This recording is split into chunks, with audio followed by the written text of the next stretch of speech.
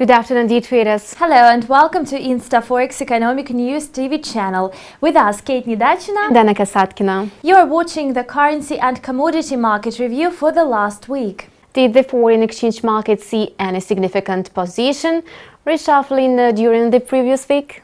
The American currency demonstrated broad weakness for most of the time. However, by the end of the week, it managed to par losses and move higher. And what factors influenced the price action? These factors include a fresh series of economic statistics released in the United States, as well as market speculation about the Fed's outlook on future rate hikes. The latest data from the US labor market came in worse than expected. The American economy generated only 151,000 jobs in the non-farm sector in January, while analysts had predicted a gain of 190,000.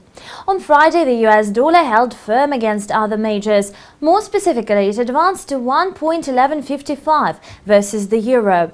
Nevertheless, the greenback still lost 325 pips against its European counterpart for the week.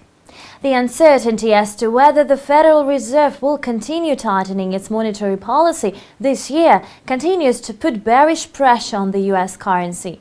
New York Fed President William Dudley said in his remarks on Wednesday that the prolonged global economic slowdown combined with further dollar appreciation could create downside risks and produce a negative effect on the US economy.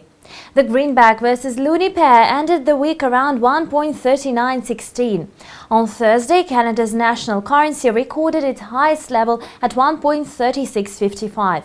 However, the US dollar staged a recovery on Friday, closing with overall weekly losses of only 70 pips. The number of employed Canadians declined by 5,700 in January, missing the forecast for an increase of 5,500. At the same time, Canada's jobless rate climbed to 7.2% last month from 7.1% in December, against a flat reading projected by economists.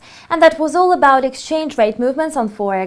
Thank you for the currency pair review, Anna. You're welcome, Kate.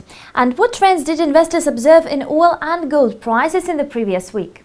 The commodity market turned in a mixed performance. Oil prices came under pressure on Friday against the backdrop of the stronger US dollar and fading expectations of a possible meeting between Russia and OPEC, which could result in an agreement to tackle the worldwide oversupply issue through output cuts. Brent crude oil for April settlement ended Friday's session at $34.13 per barrel on the London-based ICE Futures Europe exchange, printing a weekly loss that exceeded 5% of its value.